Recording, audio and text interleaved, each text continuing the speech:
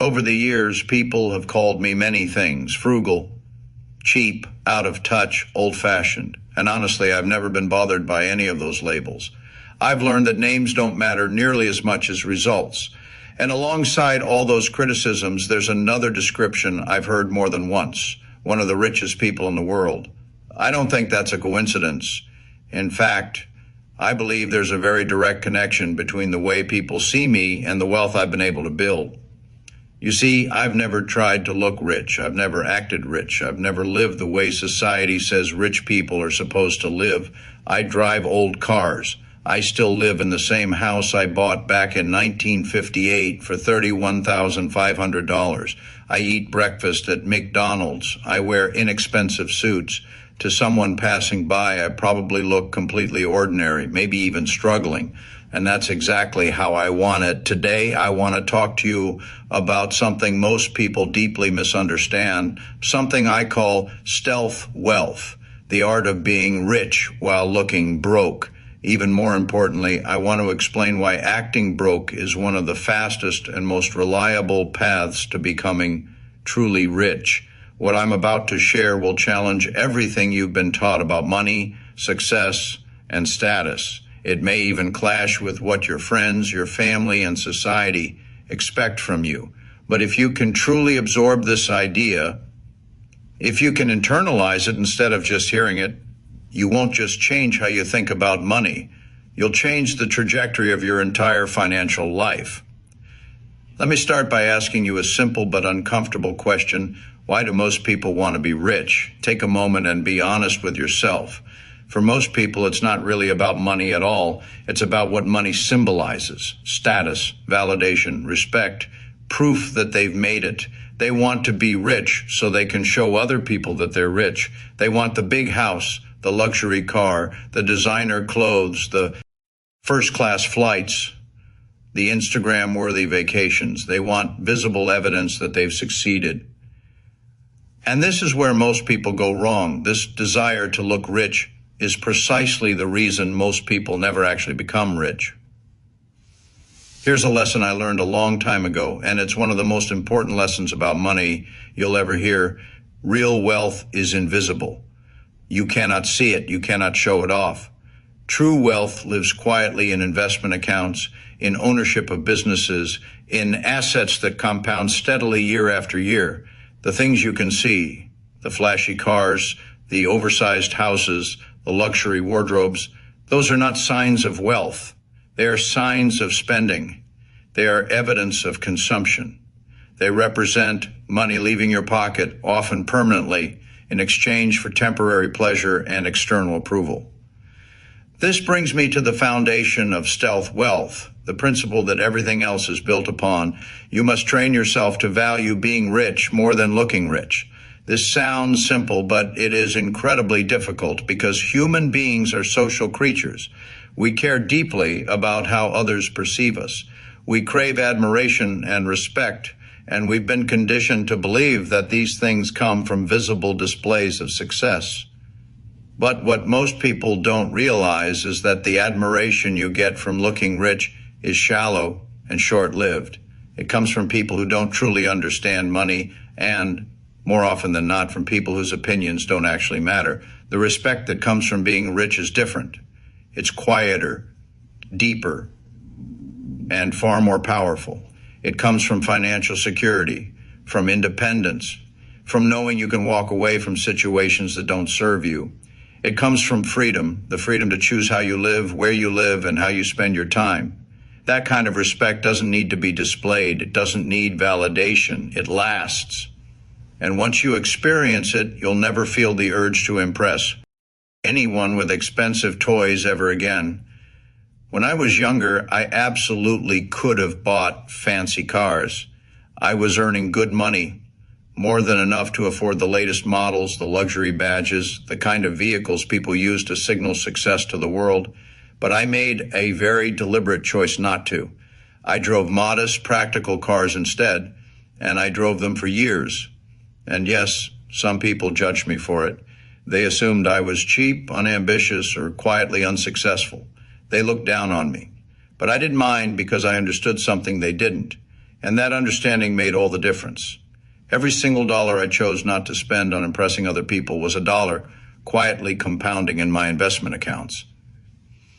Every year I drove an older car was another year my money was working for me instead of sitting in a depreciating driveway ornament. Time passed, decades passed, and eventually the outcome became impossible to ignore. Most of the people who once mocked my choices are still working, still stressed, still trying to keep up appearances. And me? I'm financially free. I have more wealth than I could ever reasonably spend, and I have the freedom to live exactly how I want. So the real question becomes obvious. Who actually made the better choice? The person who looked successful for a few years, or the person who quietly became successful for life? That realization forms the foundation of everything else. You must value being rich over looking rich. Once that mental shift happens, everything else flows naturally from it. And that brings me to the second stealth wealth hack. One of the most practical and powerful decisions you can make with money. Drive a car that's at least 5 years old and buy it with cash. Cars are among the greatest wealth destroyers ever created, not because transportation is unnecessary, but because of how people buy cars. They finance brand new vehicles, often luxury ones, that stretch their budgets to the breaking point. They justify it by saying things like, I work hard, I deserve this, or my image matters. But numbers don't care about excuses, and the math here is brutal. Imagine buying a $40,000 new car with a 5-year loan at 5% interest. Your monthly payment is roughly $750. Over 5 years, you end up paying about $45,000 in total. And at the end of that period, the car is worth maybe $20,000 if you're lucky. That means you spent $45,000 to own something worth $20,000. You didn't just spend money, you destroyed $25,000 of potential wealth. Now compare that to a different decision. You buy a 5-year-old version of that same car for $20,000 in cash. Instead of sending $750 a month to a lender, you invest that money at a modest 10% return. Over 5 years, that $750 per month grows into about $57,000. In one scenario, you lose $25,000. In the other, you gain $57,000. That's an $82,000 difference from a single decision. One choice to act broke instead of acting rich. Repeat that decision multiple times over a lifetime. And you're not talking about thousands anymore. You're talking about millions. I've never owned a new car, not once. I've always bought used, reliable vehicles and driven them until there was nothing left to drive. People have laughed at that. They've joked about it. But here's the reality. Many of those people are still broke, and I'm not. That's hack number 2. Drive an old car, pay cash, and invest the difference. This one habit alone can completely change your financial future if you stick with it long enough. Now let's talk about the third stealth wealth hack. And this one is massive. Live in a house that costs less than you can afford, preferably much less. Housing is the single largest expense for most people. The mortgage, property taxes, insurance, maintenance, utilities, it all adds up relentlessly. Yet most people stretch themselves to buy the biggest, nicest house they can possibly qualify for. They believe a large house is proof of success, a visible signal that they've arrived. But in reality, all it usually proves is that they're house poor. They have an impressive address, but no financial breathing room and very little left to invest. I bought my house back in 1958 for $31,500. I paid most of it in cash and cleared the small mortgage quickly. Even then, I could have afforded more, but I didn't see the point. The house was comfortable in a good neighborhood and perfectly adequate for my family. Why spend more money than necessary? Why lock up additional capital in something that doesn't produce income? Because here's the truth most people ignore. Unless you're renting it out, your house doesn't make you money. It costs you money every single month, often for decades. The larger and more expensive your house is, the less capital you have available to invest in assets that actually grow your wealth. That's why my recommendation is simple and disciplined. Buy a house that costs no more than 2.5 times your annual income.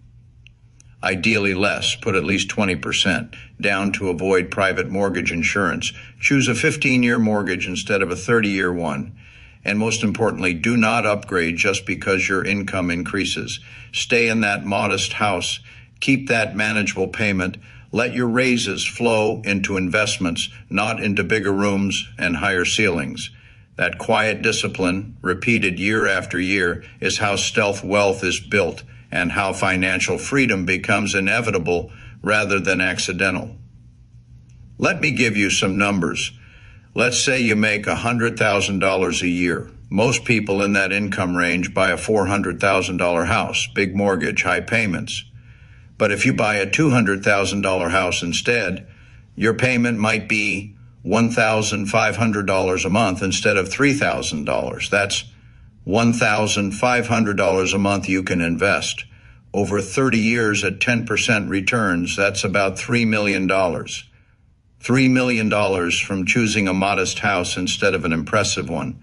That's the difference between retiring wealthy and retiring broke, between having freedom and staying trapped in the rat race, all because of where you chose to live. So that's hack number 3. Live in a house that's smaller and cheaper than you can afford. Invest the difference. The 4th hack, and this one's simple, but most people won't do it, is pack your lunch instead of eating out. Now, I know what you're thinking, Warren. Really? We're talking about packing lunch? That's your advice? But hear me out, because this is about more than just lunch. Let's say you spend $15 a day eating out for lunch. That's typical in most cities. Over a year, that's about $3,750. Doesn't sound like that much, right? But if you pack lunch instead, let's say it costs you $3 in groceries you're spending, about $750 a year. You're saving $3,000 a year. Now invest that $3,000 a year over 40 years of your working life at 10% returns. That's about $1.3 million. $1.3 million from packing lunch, from looking cheap, from doing what your CO workers probably make fun of. I eat at MC Donald's for breakfast most mornings. Have for years. I get a sausage and meat muffin, maybe some hash browns, cost a few dollars. And people think it's funny. The billionaire eating at McDonald's. But you know what? That breakfast costs about the same as packing something from home. It's fast, it's consistent, it's cheap. Why would I spend $20 at some fancy place when a few dollars gets me what I need? This principle applies to everything. Coffee.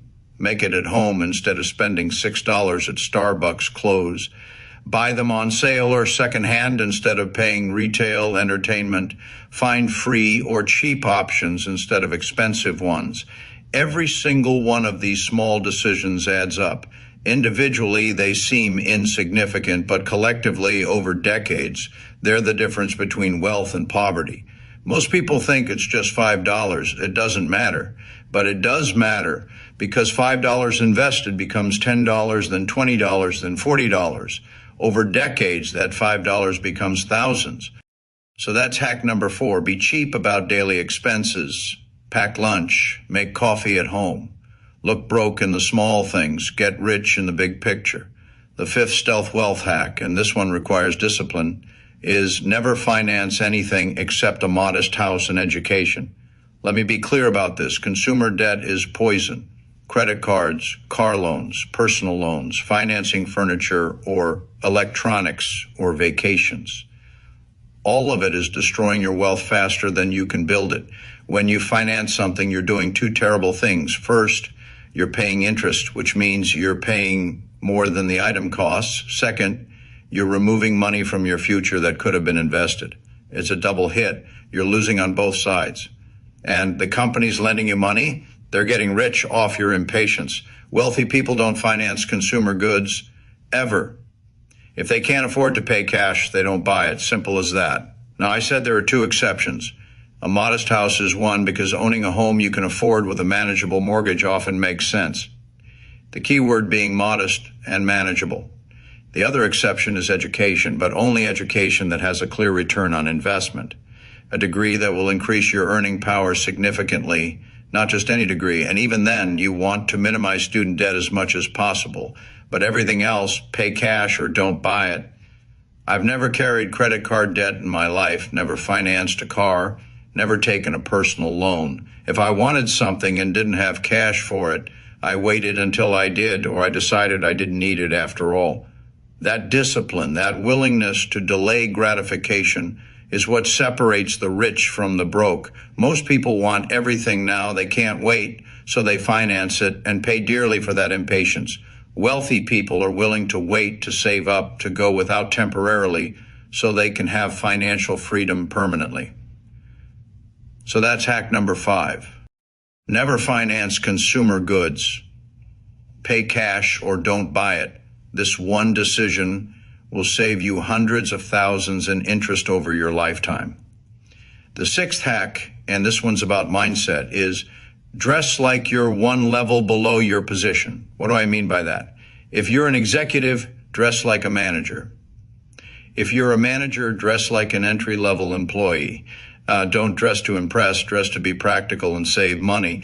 Now, I'm not saying dress poorly or unprofessionally. I'm saying don't spend a fortune on clothes just to look successful. Buy good quality, but buy it on sale. Buy classic styles that last for years, not trendy items that go out of fashion. I've worn cheap suits my whole life. I'm not a fashion icon. I don't care about designer labels. A suit is a suit. As long as it fits and looks professional, that's good enough. But most people, especially as they climb the career ladder, feel pressure to dress the part. Expensive suits, designer shoes, luxury watches. They think it's necessary for their career. But here's the truth. If you're good at your job, people will respect you regardless of what you wear. And if you're not good at your job, expensive clothes won't save you. I've done business with people wearing jeans and t-shirts, and I've done business with people wearing $5,000 suits. You know what matters? Their competence, their integrity, their track record, not their wardrobe.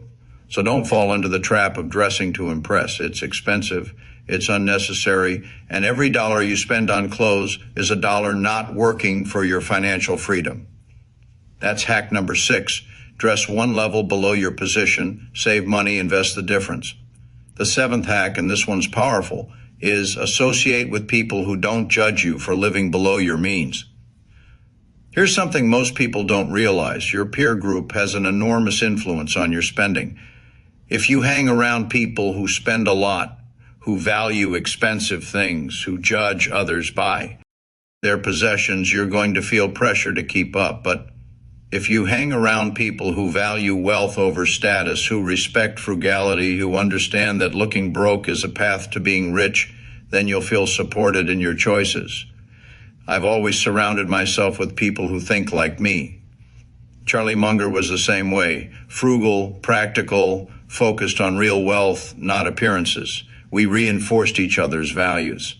But I've also known people who had to distance themselves from friends and even family because those relationships were financially toxic. People who would make fun of them for driving old cars, who would pressure them to spend on expensive dinners or trips, who made them feel cheap for being financially responsible. And sometimes you have to make a choice. Keep those relationships and stay broke, or protect your financial future and find better influences. That's not easy. It's one of the hardest parts of building wealth, but it's necessary. Because if the people around you are constantly pulling you toward spending, you'll never build wealth. You'll always be trying to keep up with them. So choose your friends wisely. Spend time with people who support your financial goals, even if those goals seem weird to everyone else. People who won't judge you for packing lunch or driving an old car or living in a modest house. Those people are rare, but they're out there. Find them, build relationships with them. They'll make your journey to wealth so much easier. That's hack number 7. Surround yourself with people who support stealth wealth, who value being rich over looking rich. The 8th hack, and this is practical, is learn to enjoy free or cheap entertainment. Entertainment and leisure are huge budget killers for most people. Concert tickets, sporting events, expensive restaurants, bars and clubs, exotic vacations. It all adds up fast. And people justify it. I work hard. I deserve to enjoy life.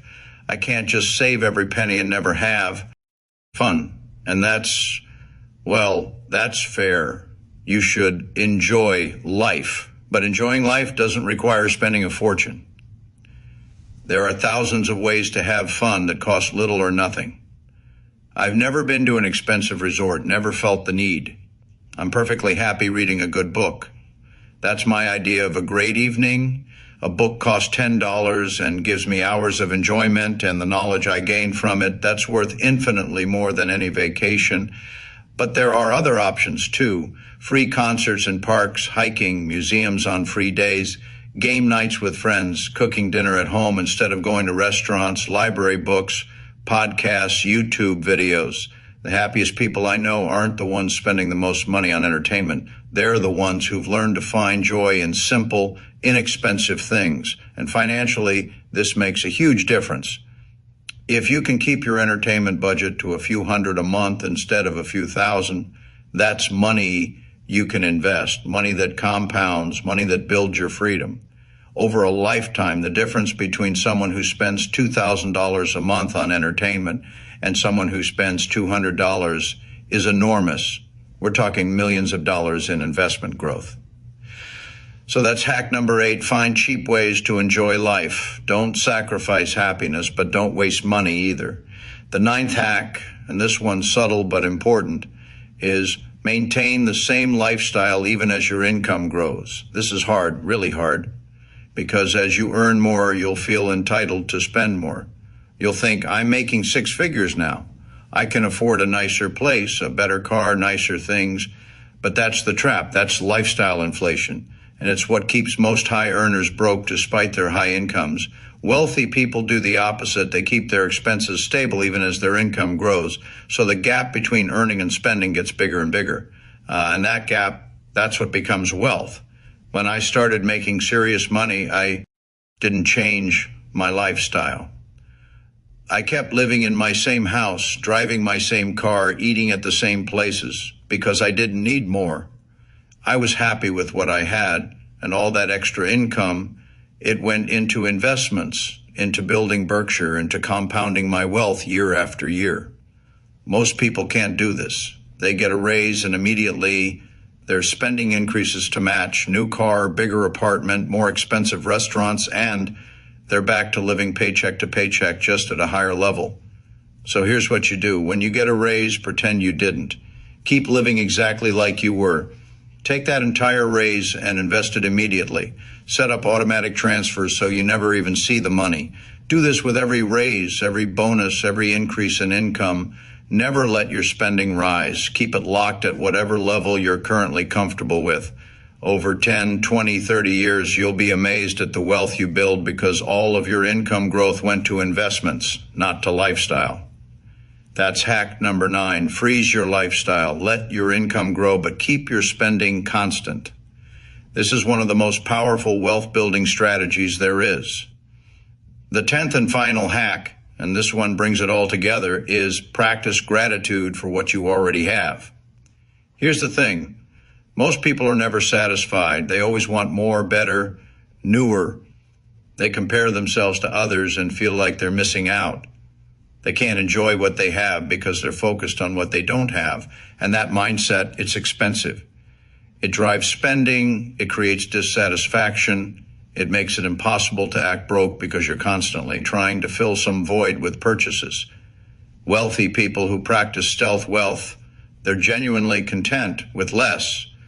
Not because they can't afford more, but because they don't need more.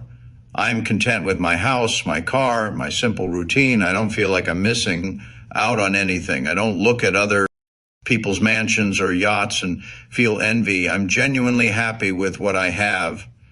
And that contentment, that's what makes stealth wealth possible.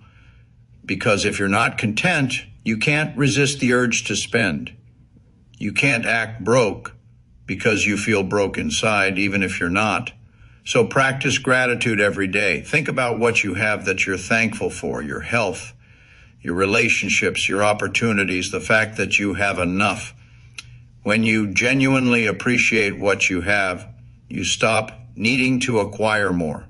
You stop trying to impress people. You stop comparing yourself to others. And that's when acting broke becomes easy, because you're not acting anymore. You're genuinely content with a simple, inexpensive lifestyle, and all the money you're not spending, it's building real wealth. That's hack number 10, practice gratitude. Be content with less.